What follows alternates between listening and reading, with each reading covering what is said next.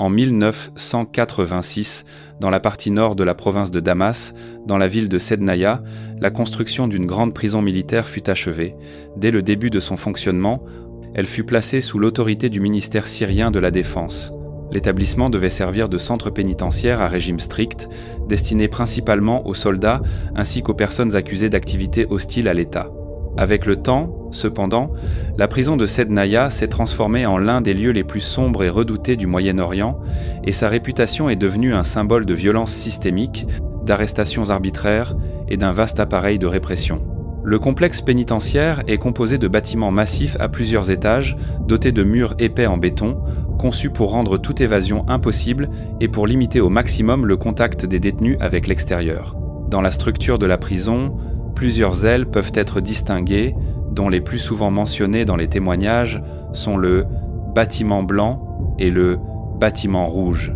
Les deux remplissaient des fonctions différentes, mais chacun était marqué par un régime strict, une quasi-totalité d'isolement et un système de détention qui, selon de nombreux récits, conduisait à l'épuisement physique et psychologique des prisonniers.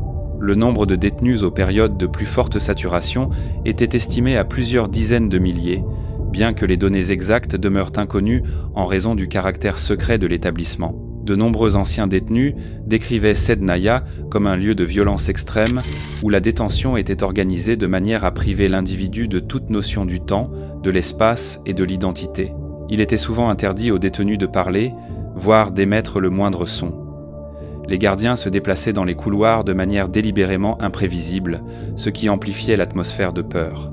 Pour beaucoup de prisonniers, les seules sources d'informations sur ce qui se passait autour d'eux étaient l'écho des pas, le claquement des portes métalliques et les bruits de grilles déplacées. Les témoignages indiquent que les prisonniers étaient souvent transportés les yeux bandés ou au moins forcés de marcher courbés afin de rendre l'orientation spatiale aussi difficile que possible. Selon de nombreux témoignages recueillis au fil des ans par des organisations de défense des droits humains, une série de méthodes de torture étaient utilisées de manière systématique à Sednaya, passage à tabac prolongé, position forcée, électrochoc, privation de sommeil, isolement dans des cellules étroites et sombres, ainsi que des restrictions extrêmes d'accès à l'eau et à la nourriture. Les détenus auraient également été soumis à des humiliations constantes et à une violence psychologique visant à briser leur volonté. De nombreux témoignages indiquent que même les soins médicaux de base étaient limités ou totalement indisponibles, et que les personnes malades ou blessées étaient laissées sans aide. Sednaya devint également connu pour les récits d'exécutions secrètes qui, selon les rescapés et les rapports internationaux, auraient eu un caractère systématique. Les prisonniers étaient emmenés la nuit, souvent sous prétexte de transfert vers un autre bâtiment, puis soumis à de courts procès, dépourvus de toute procédure réelle, et ensuite exécutés. Les corps étaient, selon diverses sources, conservés dans des pièces spéciales puis transportés hors de la prison. Le nombre de personnes exécutées de cette manière était estimé à des milliers, bien que les données exactes demeurent impossibles à établir. En juillet 2008, la prison fut le théâtre d'émeutes sanglantes qui commencèrent par un conflit entre gardiens et détenus. L'incident entraîna l'utilisation de munitions réelles par l'armée et, selon certaines sources, plus de 20 personnes auraient pu perdre la vie. Cet événement renforça encore la réputation de Sednaya comme un lieu entièrement soustrait à tout contrôle extérieur.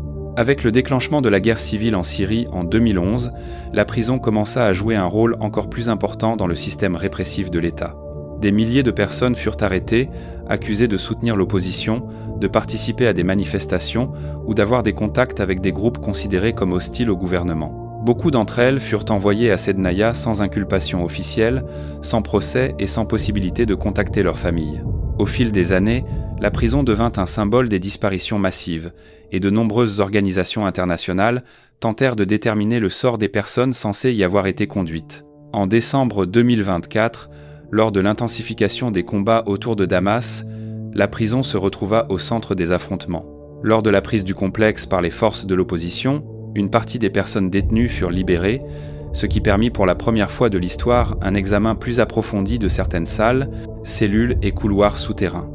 Selon des témoins, on y trouva des traces confirmant l'ampleur des abus, signalés depuis des années par de nombreux rapports. Dauphin Noir est le nom informel de la colonie pénitentiaire officiellement connue sous le nom de colonie pénale numéro 6 du service fédéral d'exécution des peines située dans la ville de Sol Iletsky, dans l'oblast d'Orenbourg, en Fédération de Russie. L'établissement est exploité par le service fédéral pénitentiaire et est destiné principalement aux condamnés purgeant des peines de réclusion à perpétuité. Le site possède une longue histoire en tant que lieu d'isolement. Ses origines remontent au XVIIIe siècle, lorsqu'un ostrogue, une prison fortifiée, servant à détenir prisonniers et exilés, y fonctionnait. Au cours des siècles suivants, le complexe changea à plusieurs reprises de fonction et de structure technique. À partir de la fin du XXe siècle et au tournant du millénaire, il fut adapté pour servir d'unité à régime spécial et strict, destiné à isoler les personnes condamnées pour les crimes les plus graves. Dans la presse et dans les témoignages documentaires, l'établissement est décrit comme un centre présentant un haut niveau d'isolement et de mesures de sécurité intensives. Les éléments du régime mentionné incluent des systèmes de sécurité physique étendus, une surveillance constante, le système de cellules dans la cellule et des procédures strictes d'admission et de transfert des détenus, y compris des pratiques limitant la visibilité et les contacts des prisonniers lors des escortes. Les autorités pénitentiaires justifient ces mesures par la nécessité d'empêcher les évasions et de maintenir l'ordre face à des personnes qui, selon le système de justice pénale, constituent un danger particulier. La population carcérale est composée en grande majorité de personnes condamnées pour des crimes particulièrement brutaux ou multiples, parmi lesquels les descriptions publiques mentionnent des meurtres multiples, des tueurs en série, des crimes terroristes ou des infractions sexuelles contre des enfants. Dans les sources nationales et internationales, le nombre de détenus est estimé à plusieurs centaines. Différents rapports indiquent environ 700 détenus. Le Dauphin Noir est souvent cité dans les analyses et rapports consacrés aux spécificités du système pénitentiaire russe, comme un exemple d'établissement adapté à l'isolement des condamnés les plus dangereux. Pour cette raison, l'établissement a attiré l'attention des médias étrangers et des réalisateurs de documentaires, et a également été mentionné dans la jurisprudence et les analyses concernant les conditions de détention en Russie. Parallèlement, les conditions de détention dans les unités à régime strict, y compris les pratiques d'isolement et de contrôle, ont été critiquées par des organisations de défense des droits humains et par des analyses internationales sur les normes de traitement des personnes privées de liberté. La Sabaneta est une ancienne prison, officiellement connue comme la Cárcel Nacional de Maracaibo, située dans la ville de Maracaibo, dans l'état de Zulia, au Venezuela. L'établissement fut inauguré en 1958 et fonctionna jusqu'en 2013, année où il fut officiellement fermé après des décennies de graves violations des droits humains. La prison était conçue pour environ 700 personnes, mais en 2013, elle accueillait jusqu'à 3700 détenus, plus de 5 fois sa capacité prévue. La surpopulation, le nombre insuffisant de gardiens, l'infrastructure délabrée et la violence omniprésente étaient des éléments constants du fonctionnement de l'établissement. Un rapport de Human Rights Watch décrivait une situation dans laquelle de nombreux prisonniers devaient dormir dans des hamacs suspendus dans de étroits couloirs techniques, faute de place dans les cellules. À l'intérieur de la prison, le contrôle réel passait souvent entre les mains de chefs de détenus influents, les PRAN. La capacité des autorités à faire respecter la discipline était très limitée. À la Sabaneta, on retrouvait fréquemment des couteaux, machettes, armes à feu et même grenades, ce qui entraînait des affrontements réguliers entre gangs et une extorsion systématique. Les soins médicaux, les conditions sanitaires, l'alimentation et les services de base étaient extrêmement insuffisants. De nombreux détenus étaient en détention provisoire, attendant leur procès dans un système judiciaire affecté par d'énormes retards. Le mélange de détenus dangereux, de condamnés et de personnes en attente de jugement détériorait encore davantage la sécurité. L'histoire de la prison comporte des événements particulièrement tragiques. Le 3 janvier 1994, des émeutes et un incendie éclatèrent, entraînant la mort d'au moins 108 prisonniers, l'une des pires catastrophes carcérales de l'histoire du Venezuela. En septembre 2013, lors de nouveaux affrontements impliquant des armes à feu et des explosifs, au moins 6 personnes furent tuées. ADX Florence est une prison fédérale de sécurité maximale, le niveau de sécurité le plus élevé existant, située dans le comté de Fremont, dans l'État du Colorado, et gérée par le Federal Bureau of Prisons des États-Unis. L'établissement fut ouvert en 1904-15 en réponse au besoin de créer un lieu pour les condamnés les plus dangereux et les plus agressifs, qui représentaient une menace même dans les prisons ordinaires à régime strict. ADX Florence est une prison fédérale de sécurité maximale, le niveau de sécurité le plus élevé existant, situé dans le comté de Fremont, dans l'État du Colorado, et géré par le Federal Bureau of Prisons des États-Unis. L'établissement fut ouvert en 1904-15 en réponse au besoin de créer un lieu pour les condamnés les plus dangereux et les plus agressifs, qui représentaient une menace même dans les prisons ordinaires à régime strict. Les conditions à ADX Florence sont exceptionnellement dures. Les détenus passent généralement jusqu'à 23 heures par jour dans des cellules individuelles faites presque entièrement de béton armé, avec un accès limité à la lumière et pratiquement aucune possibilité de communiquer avec autrui. Chaque cellule possède un lit, un lavabo et des toilettes intégrées dans sa structure, et les fenêtres sont très petites, conçues pour empêcher toute orientation dans l'environnement.